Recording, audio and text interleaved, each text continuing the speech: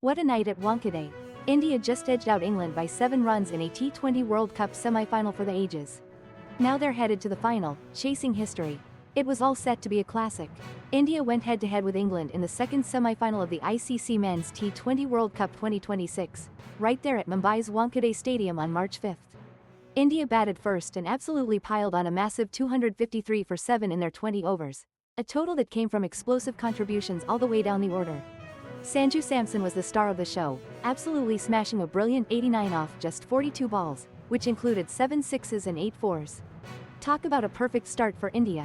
And he didn't do it alone. Shivam Dube chipped in with 43, Ishan Kishan added 39, Hardik Pandya got 27, and Tilak Varma smashed 21.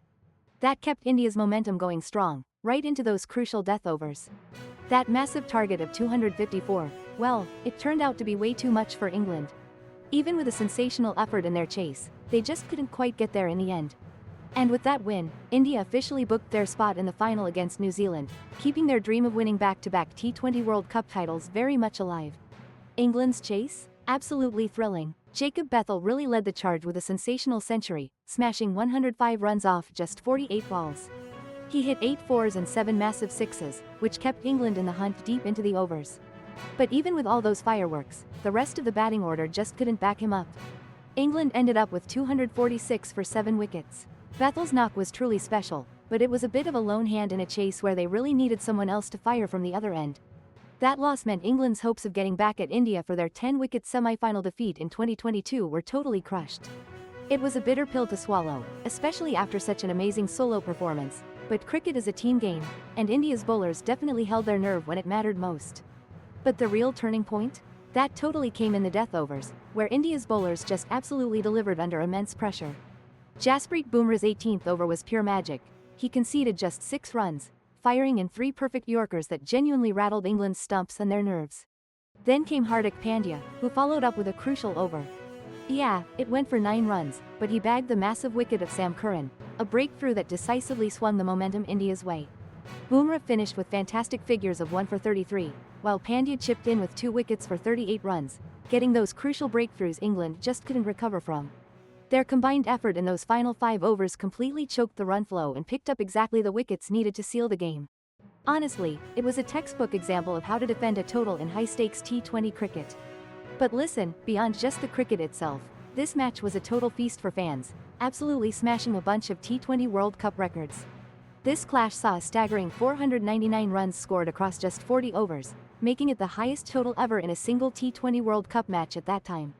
It easily blew past the 459 runs put up by England and South Africa back in 2016. And get this, the game also featured a record-breaking 73 boundaries. That's 39 fours and 34 sixes.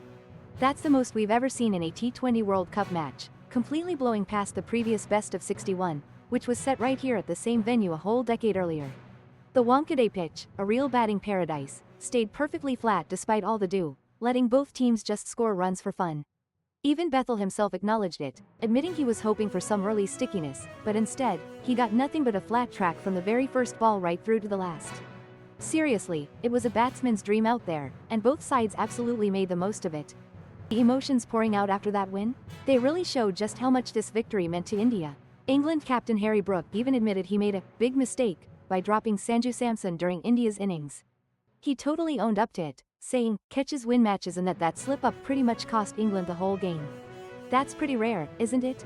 A leader under that kind of pressure being so honest. Now, for India, their goal was crystal clear. They wanted to defend their title and make it to the T20 World Cup final for the 4th time ever.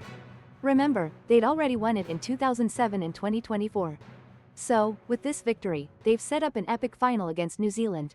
And get this, they now have the chance to be the first ever team to win 2 T20 World Cups in a row. The stage is officially set for what's going to be a blockbuster final at the Narendra Modi Stadium in Ahmedabad on March 8, 2026. India will be looking to wrap up what's been an absolutely incredible run with back-to-back glory.